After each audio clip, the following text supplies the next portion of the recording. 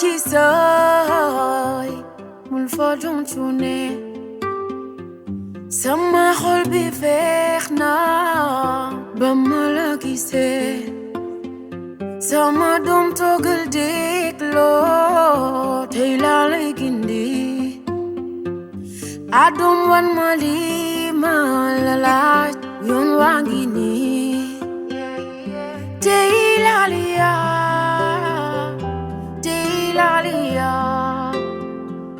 su ma la yóbbee xamal ni kàddu lay gunge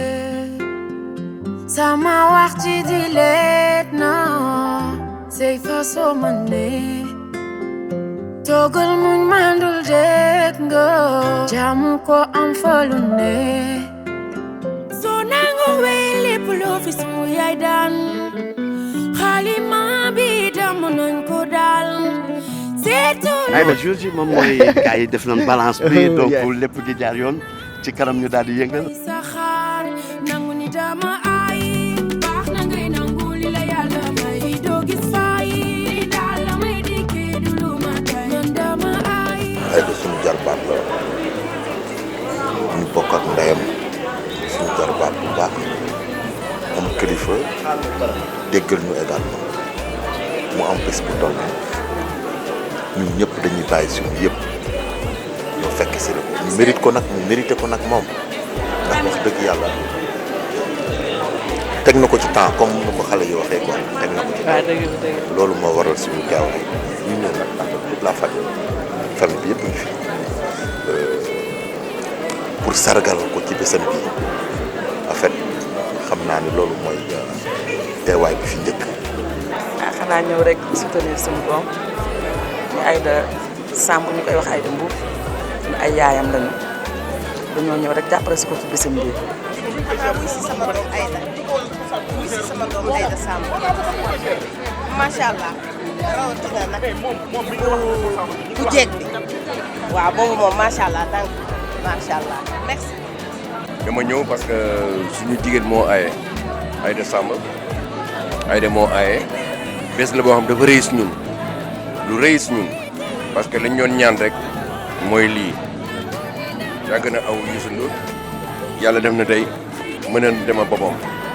ba pare nag waa Prince Art di def lu rafet ci moom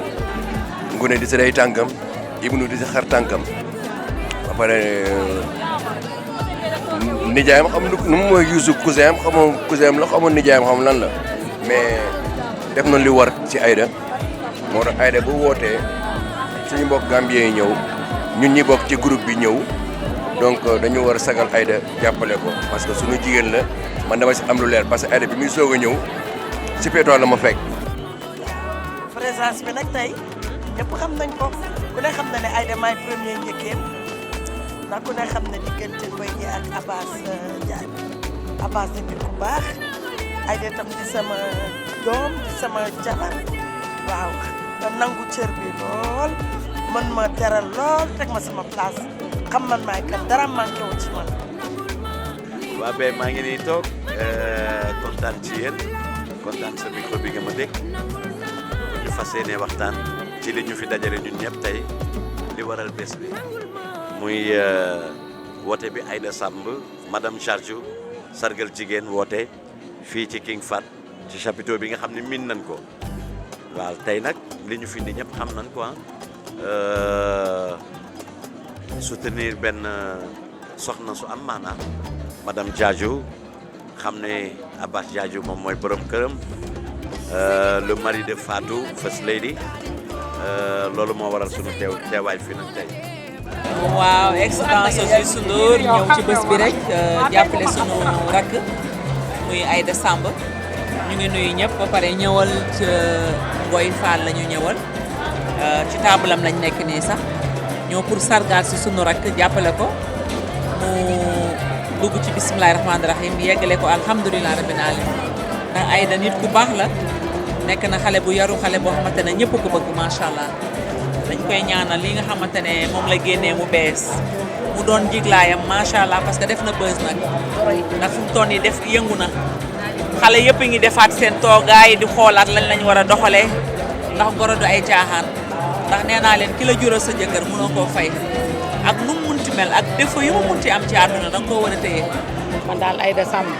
moo may daaneel moo ma tax a ñëw toog seetaan si vraiment ànd ak sama xarit bii di sama xarit sama copine d'enfance depuis xale elle s'appelle Hadi Diaw